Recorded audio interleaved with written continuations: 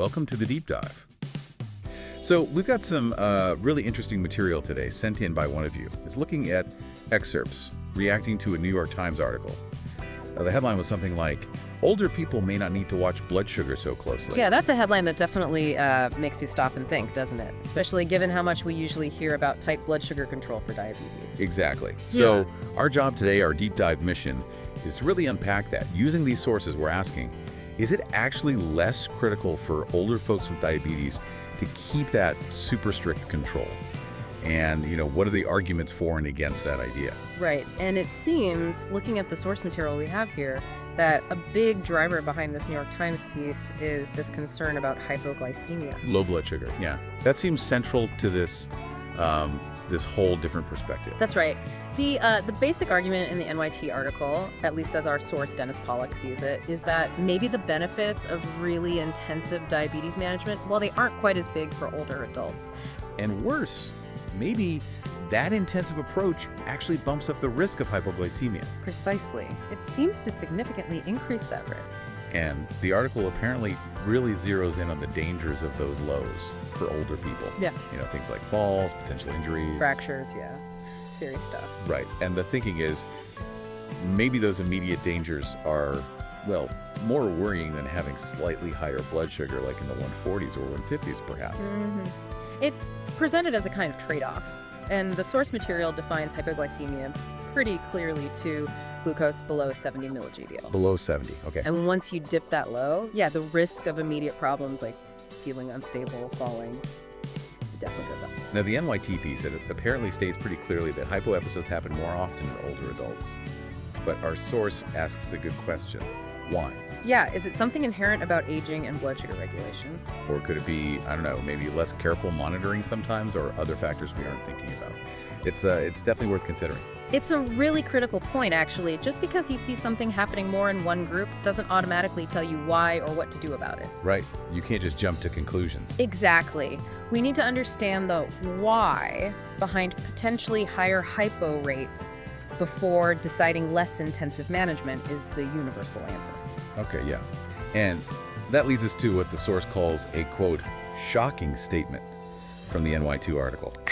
Yes, this part. Apparently, you have doctors telling some elderly diabetic patients who've been working really hard to stay below 7% A1C, telling them to actually let it drift above 7. Which is, it's quite a turnaround from the usual message, isn't it? Usually it's all about keeping those numbers down, avoiding highs. Totally.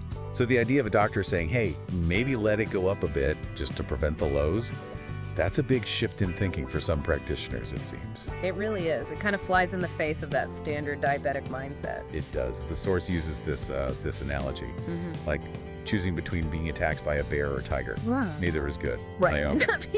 But the idea is, for older people, maybe avoiding the immediate danger, the bear of hypoglycemia, takes priority, even if the tiger of higher blood sugar is still out there long term. That's a vivid way to put it. And Paula Spann, writing in the NYT, apparently just comes out and says, the rules have changed. Yeah, which signals this is a noticeable shift coming from a major publication. Definitely. But, the source also points out this isn't entirely brand new thinking either. Oh, right. The Dr. Bernstein point? Yeah, way back, he apparently ran into doctors who preferred slightly higher blood sugar just to avoid those hypos. So this tension, it's been around. That's a good historical context. It's not like this idea just popped up yesterday. No. And the source also mentions the American Geriatric Society. For over a decade, they've actually recommended an A1C between 7.5 and 8% for most older adults. 7.5 to 8. And maybe even up to 9% for folks with other serious chronic conditions. So targets that are already a bit looser than often pushed for younger people. Okay. And the term the NYT article uses for this approach is de-intensification. De-intensification, yeah. So practically, that might mean a doctor cutting back on medication doses, maybe even stopping certain drugs. Especially if the risk of lows is high. Exactly. The goal is less aggressive treatment, less focus on hitting those really low A1C numbers, specifically to prevent the hypos in older type 2 diabetics. Got it. But now, here's where our source material really offers a different perspective, a counterpoint. Right. This is key. The source argues very strongly that this risk of hypoglycemia is overwhelmingly tied to using insulin and certain specific meds. The high-powered ones, as the source calls them, sulfonylureas. Sulfonylureas, yes. Examples like glyburide, glipizide, glypyride. These drugs basically, well, they make your pancreas pump out more insulin. Even if your blood sugar isn't high. Even if it's already heading low, that's the mechanism that makes them riskier for hypos. The source uses that analogy, like squeezing a wet sponge. Yeah, squeezing the pancreas to get more insulin out, regardless of the actual need at that moment, it can overdo it and cause that drop. Okay, that makes sense. And so the source makes a really bold claim here. If you're managing type 2 diabetes just through diet, Just diet alone. you're highly unlikely to get significant hypoglycemia.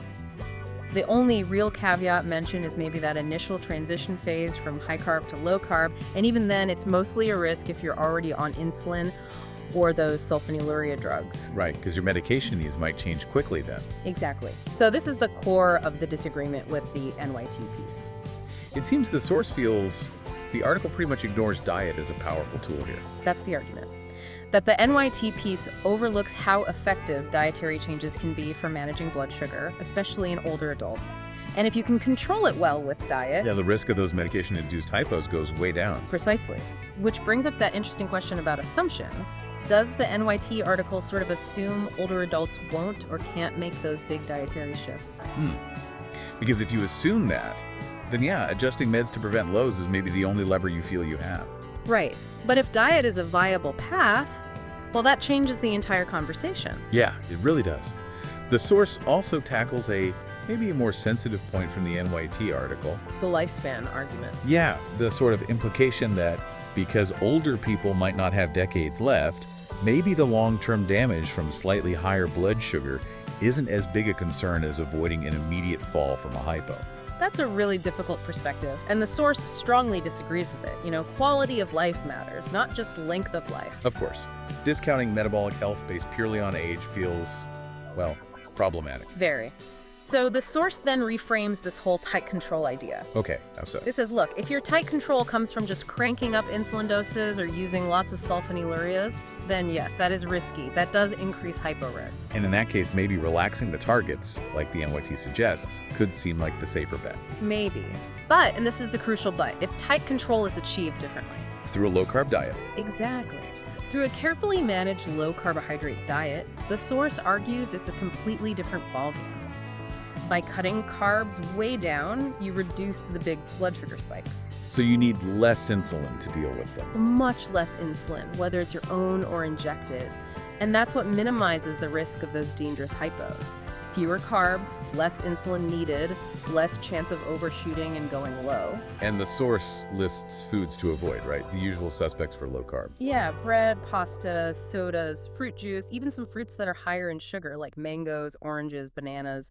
It's definitely a significant change from a standard diet for many people. It really shifts the focus, doesn't it? From using meds to lower sugar to preventing the sugar spikes with food choices in the first place. Fundamentally. And the hope is more stable blood sugar overall, less reliance on those higher risk medications. So ultimately, the source, Dennis Pollock, concludes that for someone like him older, managing diabetes without insulin or sulfonylureas, using diet and time-restricted eating. The whole premise of the NYT article, the central trade-off it presents, it just doesn't really apply to his situation. Right. He doesn't have that same level of hypo risk that someone on those specific medications would. It's like comparing apples and oranges almost. Pretty much. So the tension we've really explored here is this. The NYT article suggests relaxing blood sugar goals in older adults might be safer to avoid hypos.